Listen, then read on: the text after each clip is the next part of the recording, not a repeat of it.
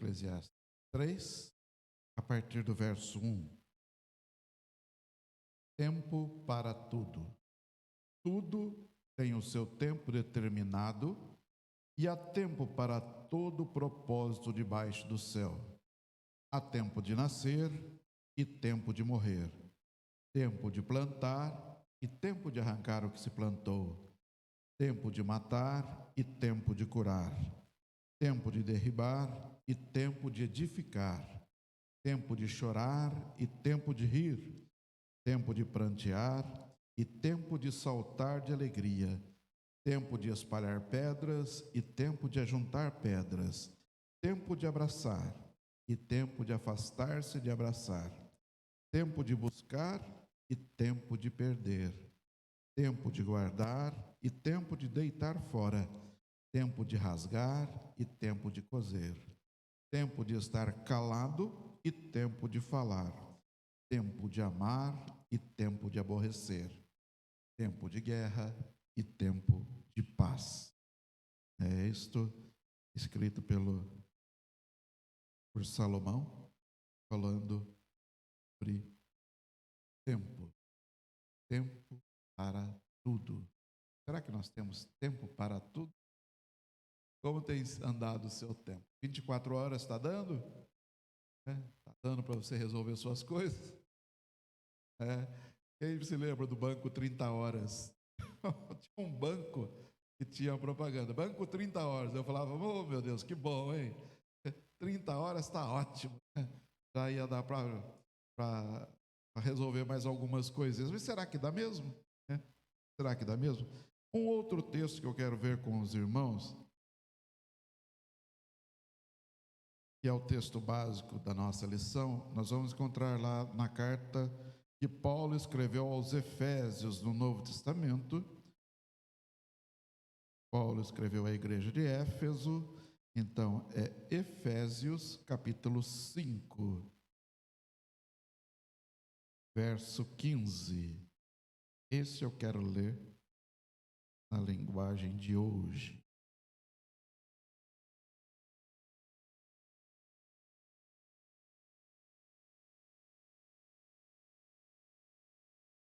Efésios 5,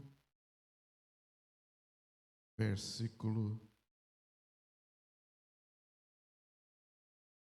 15. Vou ler em NVI.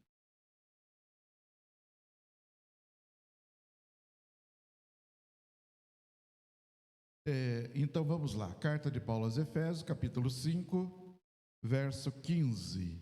E diz assim: vida em comunidade. Tenham cuidado com a maneira como vocês vivem, que não seja como insensatos, mas como sábios, aproveitando ao máximo cada oportunidade, porque os dias são maus. Os dias são maus. Falta de tempo é coisa do mundo de hoje? Ou desde que o homem é homem, ele não tem tempo para nada? Nós vivemos como escravos do relógio, escravos do tempo. O tempo, ele nos traz, assim, muita ansiedade, estresse. Isso não é de hoje. Um exemplo disso é Marta. Marta e Maria recebem Jesus em sua casa, conforme diz o texto lá em Lucas, no capítulo 10, e eles recebem Jesus. E Jesus, chegando ali, se assenta, se acomoda e começa a falar. E Maria, ela se acomoda ali gostoso para ouvir. E Marta, naquele desespero, limpando a casa e correndo para lá e para cá, e naquela falta de tempo terrível, que é muito comum nos nossos dias, e daqui a pouco ela perde a paciência e fala para Jesus: Jesus, libera essa menina aí para me ajudar, eu tenho muito serviço. E Jesus, com aquela tranquilidade, fala: calma, calma, calma. Maria escolheu a melhor parte. Venha, fique aqui com a gente. Deixa para lá o que você tem que fazer, porque há tempo para todas as coisas. Isso para nós é lição. Para nós é lição. Outro exemplo na leitura da semana é sobre a ansiedade. Por que a gente corre tanto atrás de comida, atrás de veste, se Deus tem preparado para cada um de nós? Cada um dos nossos dias, Deus tem preparado para nós. Como diz o Novo Testamento, para cada dia, não precisa ficar, dormir pensando e acordar gritando, né? Porque em cada coisa Deus está cuidando de nós. Mas vamos lá, vamos ver o que diz o nosso pastor Jaime Kemp, né? Compreender a noção de prioridades. Este é o objetivo da lição. Quais são as suas prioridades? Quais são as suas prioridades? Eu sei que você pode estar dizendo aí, o que esse menino está dizendo? Eu sei as contas que eu tenho que pagar. Então quem tem que correr sou eu. Mas vamos ver o que diz a palavra, né? E vamos ver aqui, começa dizendo então o pastor Jaime.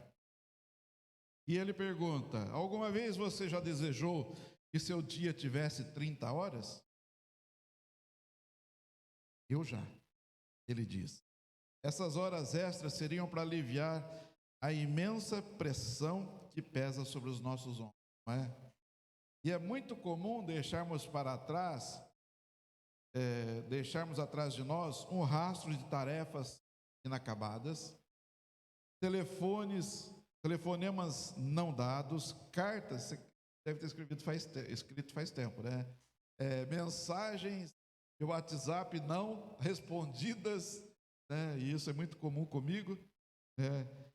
Amigos não visitados, livros não lidos. Não temos tempo nem para ler o jornal, nem que seja o da mídia. Nós não temos tempo para nada. Momentos não aproveitados. Existe uma coisa que tem lá no filme do Homem-Aranha, quando o tio do Peter Parker fala para ele: grandes poderes exigem grandes responsabilidades. É isso? Grandes poderes exigem grandes responsabilidades. Sabe, a vida é assim. Eu me lembro que lá em Fartura, carteiro gordinho, né, aquela vida boa, pelo menos uma vez por mês a gente montava na minha Biruá Kombi 69 e andava caindo aos pedaços e a gente viajava. Ia parar lá de Fartura até Botucatu, era uma viagem, né, de 180 quilômetros, que era algo assim perigosíssimo. Mas eu colocava dentro da Kombi a minha mulher, meus filhos, a minha sogra, algumas cunhadas, ia todo mundo apertado lá dentro da Kombi, né? De vez por outra a gente esquecia uma lombada e um dos filhos dava uma testada naquela parte de ferro da Kombi e depois eu ficava o resto da viagem pensando: meu Deus, deve ter tido uma fratura nessa. Mas, e eram tempos assim de muita alegria. Eram tempos de muita alegria. A gente fazia para comer, mas viajávamos e passeávamos para lá e para cá. Era final de semana de sítio, né? Passeávamos, íamos nas festas da igreja. Era algo assim sempre muito gostoso. Mas, com o tempo, as grandes responsabilidades vão chegando. Eu me lembro que morando há 20 anos em Agudos, nós tivemos a oportunidade de ir uma vez para a praia. E poucas coisas nós fazemos. Por quê? Porque falta tempo. Às vezes tem até um dinheirinho, mas falta tempo. Por quê? Porque a gente começa a se sobrecarregar e a perder as prioridades. E o pastor Jaime Kemp, ele diz assim: precisamos desesperadamente atenuar essa pressão que sempre paira sobre nós. Será que 30 horas vão resolver o seu problema? Será que resolveria o meu problema? Será que não ficaríamos frustrados da mesma forma, preenchendo essas 6 horas a mais e caindo na mesma armadilha? A mesma armadilha. Não são as horas a mais que vão resolver o nosso problema, mas é o saber escolher o que é prioridade e o que é realmente um tempo gasto à toa e sem necessidade. A tarefa de uma mãe nunca termina. E eu tenho visto esses dias assim com muita clareza, quando eu tenho feito transporte de pessoas e quando eu deixo uma professora na residência, eu falo assim: bom descanso. Nossa, o pessoal fica tão bravo, eles olham para mim e fazem aquela cara: descanso onde, meu filho? Descanso onde? Agora começa o segundo turno. E é assim mesmo. O dia de uma mãe nunca termina. E acontece o mesmo com quem? Com o advogado, com o professor, né? Com o pastor, com o empresário, com o estudante. Quantas vezes eu, fazendo faculdade depois de velho, eu não precisei virar à noite estudando ou preparando um trabalho, né? E aí vem falar que, né? Ah, você tem tempo, fica tranquilo. Quantas vezes eu fui pego dormindo na sala da faculdade e o professor falava: pelo amor de Deus, vamos embora mais cedo que esse rapaz aqui está dormindo aqui na sala. Mas não era só eu, mesmo os mais jovens cochilavam, porque é muito pesado o trabalho do dia e depois à noite, você encarar um estudo, né, ter que estar ali atento a toda a matéria, a toda a explicação dada, né? Então é muito difícil. O negócio de tempo é algo que a gente precisa realmente saber administrar, saber administrar. Vamos olhar ao nosso redor. O que acontece, né, que nós não conseguimos realmente administrar o nosso tempo? Mais horas no dia não seriam suficientes para cumprirmos todas as nossas tarefas? Não. Quando os filhos requerem mais do nosso tempo, quando o trabalho acarreta maior responsabilidade, passamos a nos esforçar, mas sem termos tanta alegria em cumprir nossos compromissos. Quando se torna algo muito exigido para cada um de nós acabamos nos irritando e não podemos nem sempre dar o melhor. E o pastor Jaime Kemp, ele conta assim: eu moro em São Paulo e observo indignado o que ocorre. Às sextas-feiras e nas vésperas de feriado prolongado, famílias saindo para viajar, pessoas tentando chegar às praias ou às montanhas, e aí você vê brigas no trânsito, todas as estradas que levam para fora da cidade estão congestionadas, né? Aparentemente, aqueles que até apreciam esse corre-corre dos finais de semana e dos feriados, mas ao voltarem no domingo à noite, parecem aliviados porque o passeio acabou. Porque o passeio acabou. Eu acho que muitas vezes o passeio é muito mais cansativo do que o nosso dia de trabalho. Esse tipo de atividade pode ser considerado lazer? É possível que tenhamos perdido de vista a necessidade de um dia em 7 para descansar? Provavelmente sim. Nós perdemos realmente a nossa noção, porque quantas vezes você acorda na segunda mais cansado que os dias normais? Mais cansado que os dias normais. Como era com Jesus? Vamos ver a vida de Jesus? Meditando sobre a vida e o ministério de Jesus, concluímos que ele não se apressava. Multidões o incomodavam, estranhos disputavam para tocar em suas vestes, pessoas com grandes necessidades perturbavam o seu sono e interrompiam seu ensino. Em apenas um dia, nós vamos ler o texto já. Em apenas um dia, Jesus encorajou discípulos, curou doentes, ensinou a multidão, alimentou 5.000 pessoas e ajudou um amigo que enfrentou uma tempestade no mar. Tudo isso, e ele ainda reservou um tempo para estar a sós com Deus. Vamos ler lá João 6. João 6. Um dia na vida de Jesus.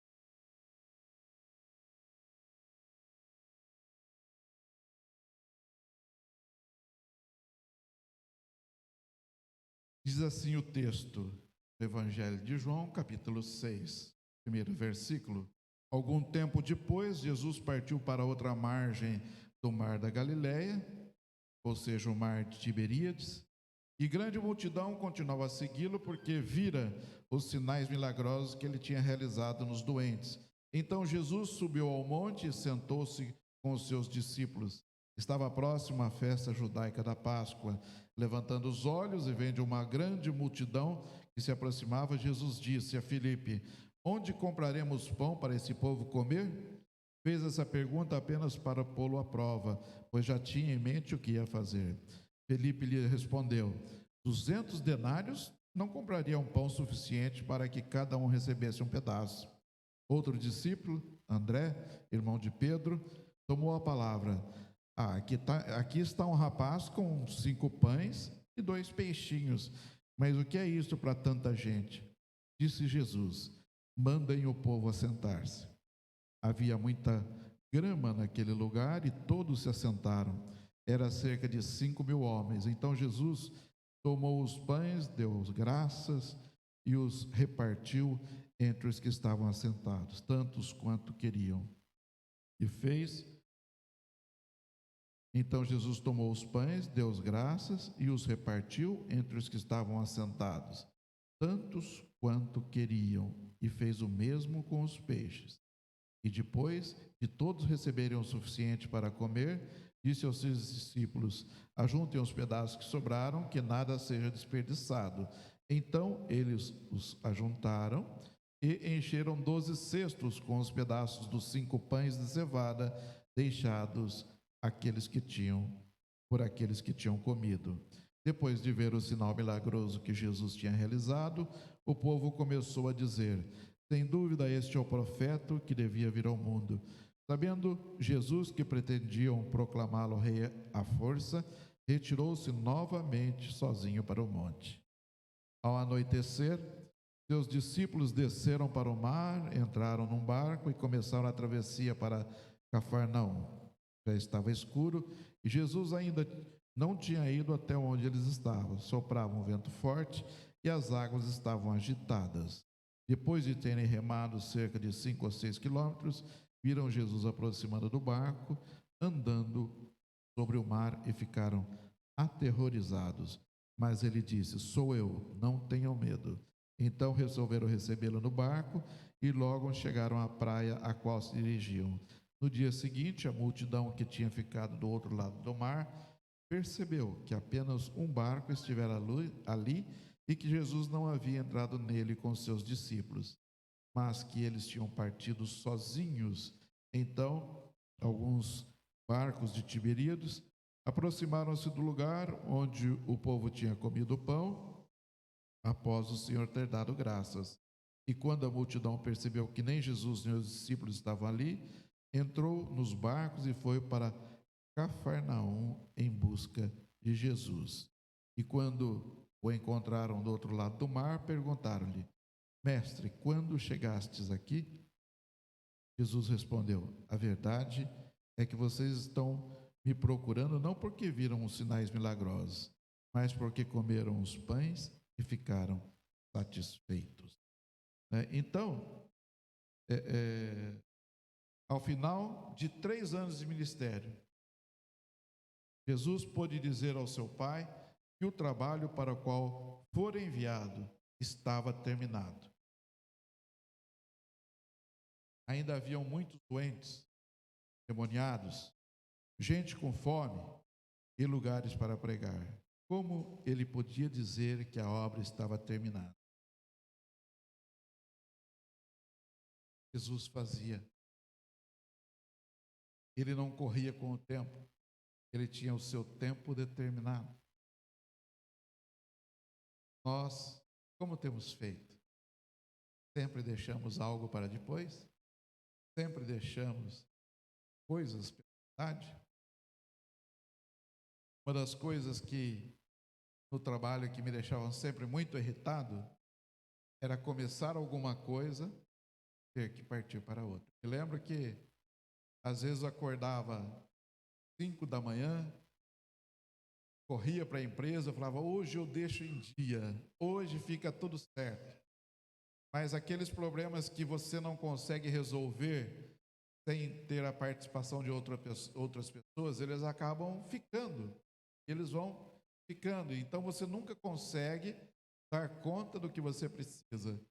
E no decorrer do dia, eu tinha uma chefe que sempre falava: a gestão é sempre que cada dia tem uma novidade. E eu sempre dizia para ela: nossa, parece uma novela, né? Cada dia tem um capítulo essa empresa.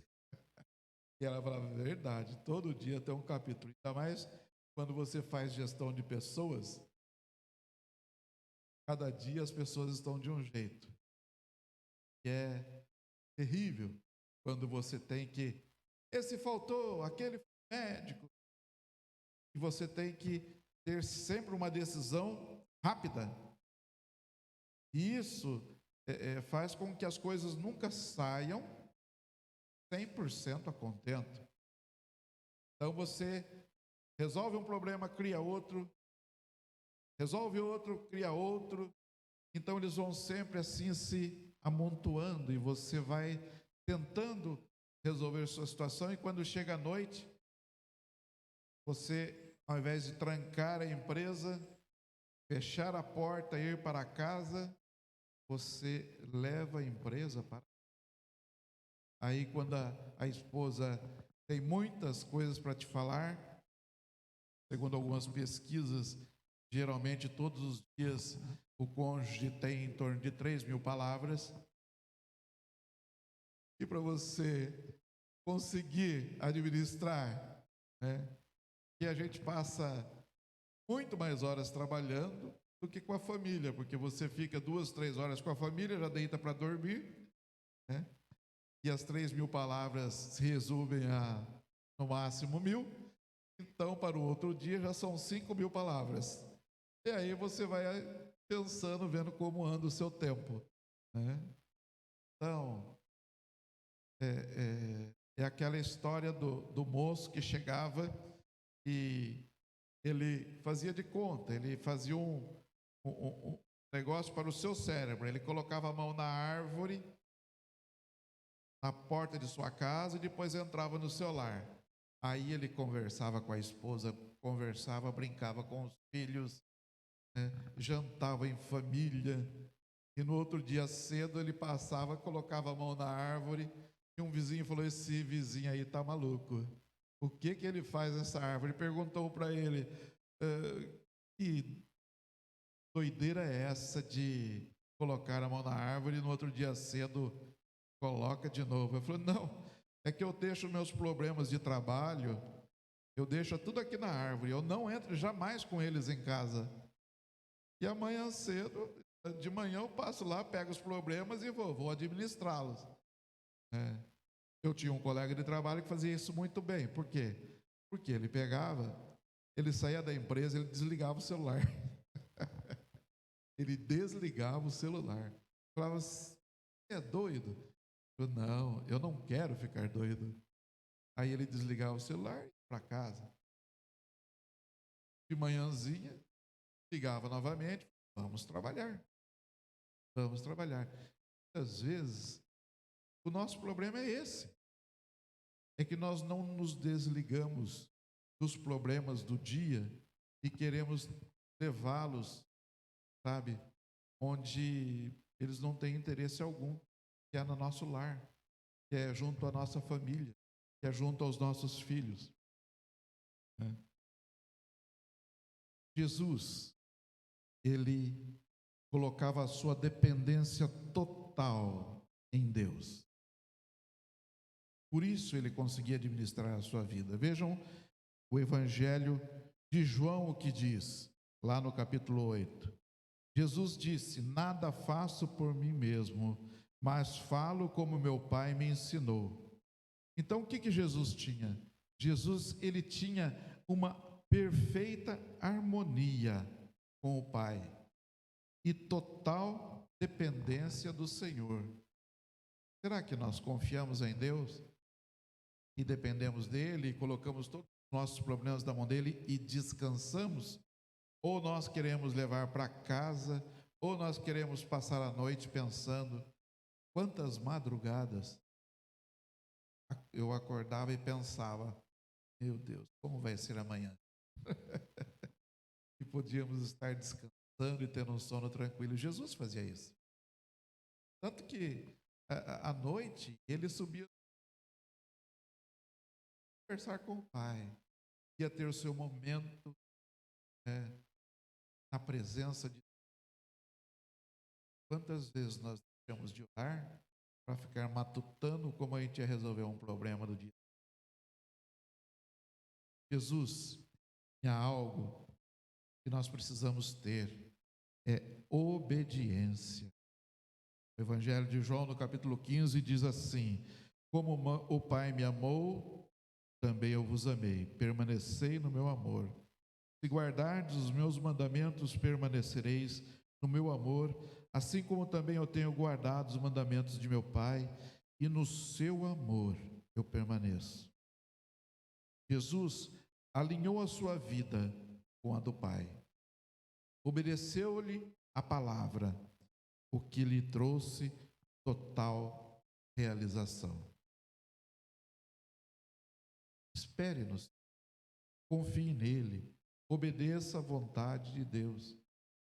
E Deus quer que você caminhe tranquilo, sabendo que Ele está no controle. Por isso, obedeça a palavra de Deus. Não tente criar situações, não tente resolver tudo pelo seu intelecto, pelo seu cérebro, pela sua inteligência. E muitas vezes o que você precisa é descansar em Deus, confiar nele, porque Ele já está tratando de todos os. O que falta para nós também, segundo o pastor Jaime aqui, é propósito. E João, Evangelho de João, no capítulo 8, diz assim, porque sei de onde vim e para onde vou. Jesus tinha um propósito. Ele tinha um propósito na sua mente. Ele tinha o quê? Foco. Ele sabia o que ele tinha que fazer.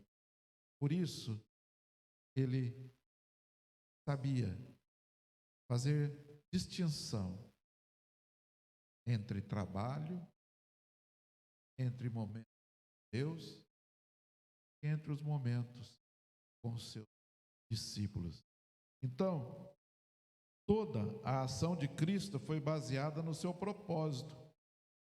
Ele não discutiu se tinha tempo ou não para aceitar suas atividades. Sua atitude foi deliberada. Por isso ele disse, por essa razão eu vim. Eu sei de onde vim e eu sei para onde vou. É óbvio que Jesus conhecia as suas prioridades.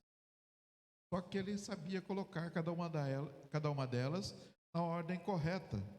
E isso que deixava muitas vezes os discípulos de cabelo em pé, porque eles falavam: meu, está falando que nós temos que alimentar essa multidão? Jesus deve estar viajando. Calma, calma, manda o povo sentar. E ali, porque ele tinha total consciência que Deus estava no controle. Você tem essa consciência? Busque essa consciência. Deus está no controle. Espere nele. Siga aquilo que ele tem colocado no seu coração. Então, quando nos detemos para avaliar friamente, compreendemos que no nosso problema real não é a escassez de tempo, mas são prioridades erradas. É valorizar, sabe? Vamos falar assim um português bem claro. É muitas vezes conversa fiada. A gente valoriza, como a gente se desgasta, sabe? Ai, porque disseram aqui. Ai, porque eu li aqui. Ai, porque... Toma. Coloca na mão do Senhor. Confia. Ele está no controle. E às vezes a gente valoriza tanta conversa. O pastor Jaime, ele coloca aqui. Quando ele era menino, ele gostava muito do circo. Ele ficava deslumbrado. Entrar naquele lugar, ver palhaços, equilibristas, mas o que ele mais, mas o que ele ficava assim, ele falava, ele diz aqui que ele ficava mais fascinado era com o malabarista, porque ele colocava 7 pratos, né, em 7 varas de ponta e os mantia sempre girando em um incessante vai e vem. Alguém, nós todos conheceram isso, naqueles circos do nosso tempo tinha muito isso de malabarismo, né? Agora a gente vê na rua ali o rapazinho jogando faca para cima, né? Aqueles facão lá. Eu falo, bom, né? Ele que sabe, o problema é dele. Ele que... Então, agora ele tem colocado fogo na ponta do negócio lá ainda, né? Eu falo, pelo amor de Deus. Eu acho que esse negócio com facão e com fogo é mais propício para os dias de hoje, né? Porque às vezes a gente fica tentando equilibrar isso daí, né? A coisa está pegando fogo e a gente tentando equilibrar. Mas o que ele coloca aqui é o malabarista com 7 pratos de porcelana, girando todos ao mesmo tempo, né? E tentando controlar. Tem sido a sua vida? Você não tem tentado controlar pratos de porcelana ou facões pegando fogo? Este é um quadro das nossas vidas, famílias. Temos inúmeros pratos de porcelana para girar. Tentamos nos desdobrar para equilibrar sempre, firmes e ativos os diversos pratos que compõem o universo de cada uma das nossas atividades. E a gente fica tentando controlar, como se fôssemos verdadeiros malabaristas. Eu estou numa atividade aqui, daqui a pouco chega uma mensagem, eu falo, meu, esqueci. Daqui a pouco alguém liga, ô Senhor, isso também. E assim seguem-se os dias. E muitas vezes, à noite, que seria da nossa família, a gente está resolvendo um outro problema, uma outra dificuldade, né? A madrugada, que às vezes é para dormir, alguém liga e fala, ó, lembra um dia que, altas horas, começo, quando nós chegamos em Agudos,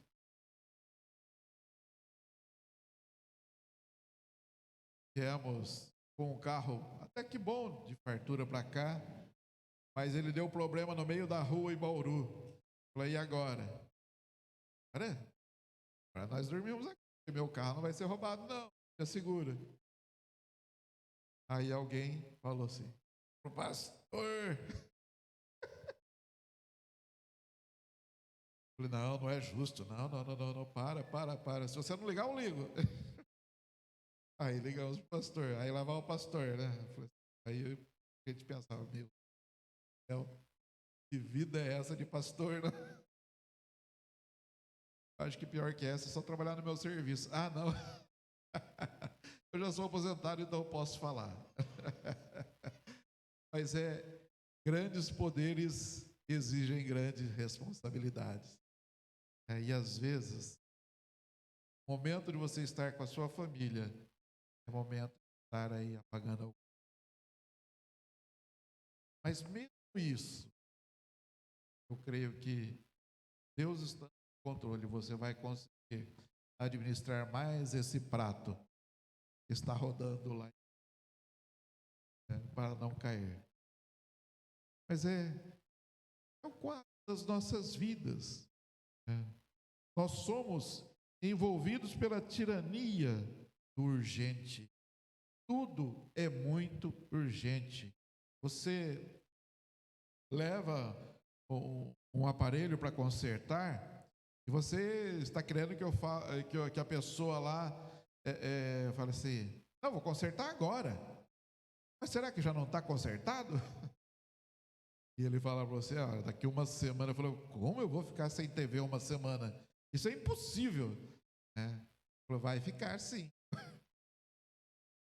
Por quê? Porque nós queremos tudo para ontem. Ligamos para o médico, né? Ah, com certeza ele vai achar um horário para mim lá, hoje, daqui a uma meia hora, né? Não vai achar. Eu liguei para o médico atendeu o telefone e falou assim, rapaz, a coisa aqui está tão pegada que eu estou atendendo o telefone e a secretária está atendendo os clientes lá. Falei, nossa, mas ela tá atendendo? Não, estou brincando, só estou atendendo o telefone aqui.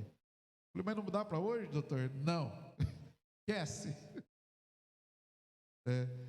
A tirania do tempo. Somos, o urgente, ele luta por atenção. Aliás, o urgente grita e berra como qualquer criança mimada, né?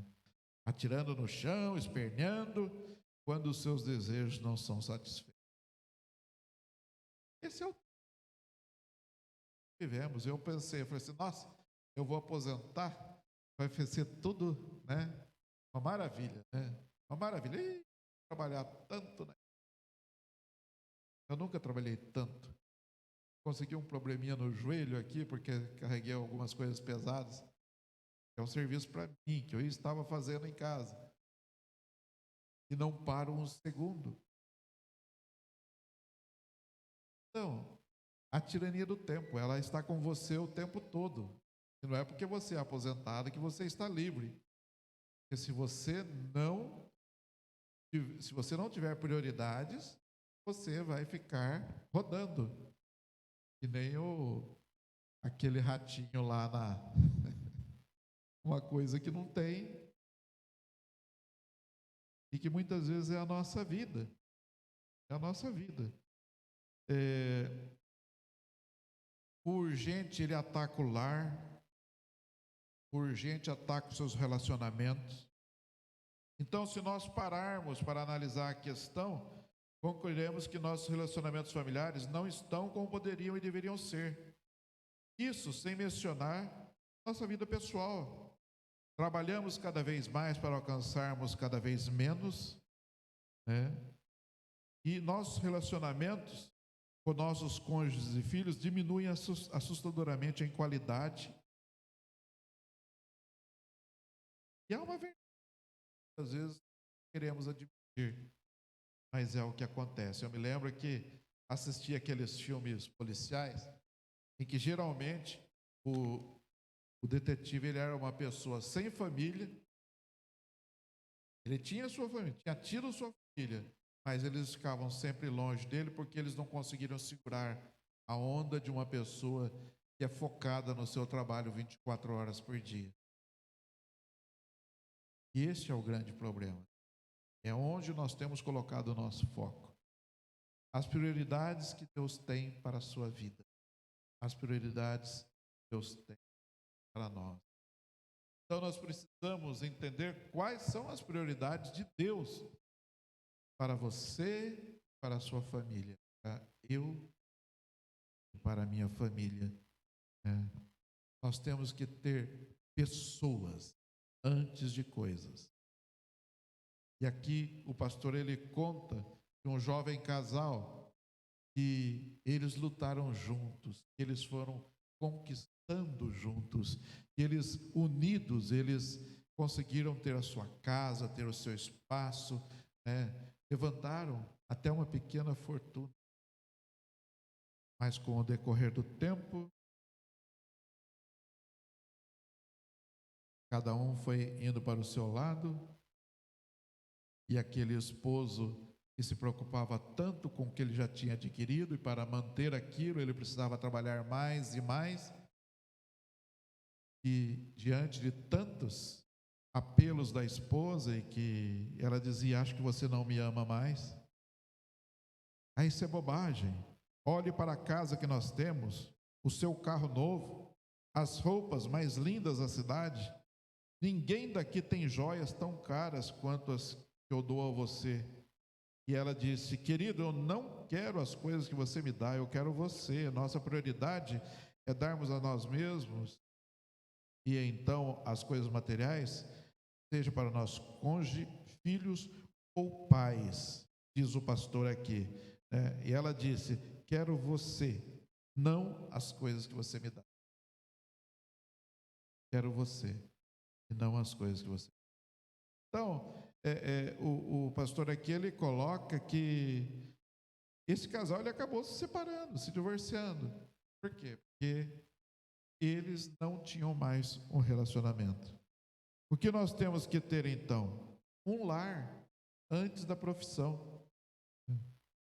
É uma questão difícil, né? Para o homem e para a mulher que anseia, né, realizar-se profissionalmente. Muitas pessoas casam-se com a profissão e esquecem suas famílias. E isso ele diz aqui, é um tipo de adultério. E você ama mais o que você faz do que aqueles que você tem ao seu lado. Nós precisamos ter o nosso cônjuge antes dos filhos. Às vezes nós temos o nosso tempo que sobra, a gente quer dedicar aos filhos, porque é o nosso amor, mas não podemos esquecer aquela que está ao nosso lado, aquele que está ao nosso lado, porque eles também têm as suas necessidades de afeto, né? Conheço pais que se devotam tanto aos filhos que colocaram seus cônjuges em segundo lugar. O elo principal entre pais e filhos, o elo principal em uma família não é entre pais e filhos, mas sim entre marido e mulher. Essa verdade encontra distração na vida, ele está dizendo aqui, dos pais dele, né? Ambos se deram totalmente aos seus 7 filhos e negligenciaram o seu relacionamento conjugal. Quando todos os filhos se casaram, eles não sabiam mais viver somente e acabaram se divorciando. Olha isso, depois de 7 filhos. Em casa não vai dar trabalho, né, bem? Lá é só 3, então. Amém. Vamos lá. Filhos antes dos amigos. Isso é muito sério, né? Quantas vezes as pessoas estão tão preocupadas com o seu final de semana que ele coloca os amigos em primeiro lugar. Talvez não seja necessário que você abra mão do seu compromisso de sábado à tarde com os amigos, do jogo de futebol com a turma do escritório, ou da visita já marcada para ir passear com seus filhos. Não, deixa eu só ver correto aqui. Pai, talvez seja necessário que você abra mão. Talvez seja necessário que você abra mão do seu compromisso de sábado à tarde com os amigos. Às vezes é necessário que você abra mão do futebol com a turma do escritório. Para quê? para ir passear com seus filhos, para ir assistir o jogo da escola, para pescar, né? Para pescar com seu filho, filha. A mãe, né? Para estar mais com a sua filha, para fazer compras com a sua filha. Sabe, precisamos ter prioridades. E família é prioridade, né? E aqui o texto vai falando sobre isso, né? Sobre como nós estamos tratando a nossa família. Em 2 Coríntios 4,18, Paulo diz: não atentando nós às coisas que se veem, mas nas que se não veem, porque as que se veem são temporais e as que se não veem são eternas. Precisamos atentar para o espírito antes da matéria. Mesmo sinceros e bem intencionados, somos impelidos pelos clamores do que há por fazer e confundimos o material com aquilo que é essencial do espírito. As coisas eternas são invisíveis. A alma, o galardão celestial, a fé, a esperança e o amor não podem ser vistos, mas são os mais importantes elementos do tempo e da eternidade. Será que você não tem deixado também de lado? Precisamos colocar Deus como prioridade nas nossas vidas. Que Deus nos ajude a caminhar rumo à disciplina. A disciplina do quê? De uma vida pessoal com Deus. Quantas vezes eu acordei de manhã e tão preocupado com os afazeres do dia, que eu deixei de buscar a Deus. Quantas vezes deixei de buscar a Deus? Entrei no carro correndo, fui trabalhar, porque eu sabia a hora que eu entrava, mas nunca eu sabia a hora que eu saía. E deixava de buscar a Deus. Meu devocional diário com o Pai sempre estava em segundo plano. Como tem sido as nossas? Buscai, pois, em primeiro lugar o reino de Deus e a sua justiça, e todas as demais coisas vos serão acrescentadas. E a gente muitas vezes só conseguia ver o material e o espiritual ficava do lado. Prioridades. Família. Prioridade. Deus, nossas vidas.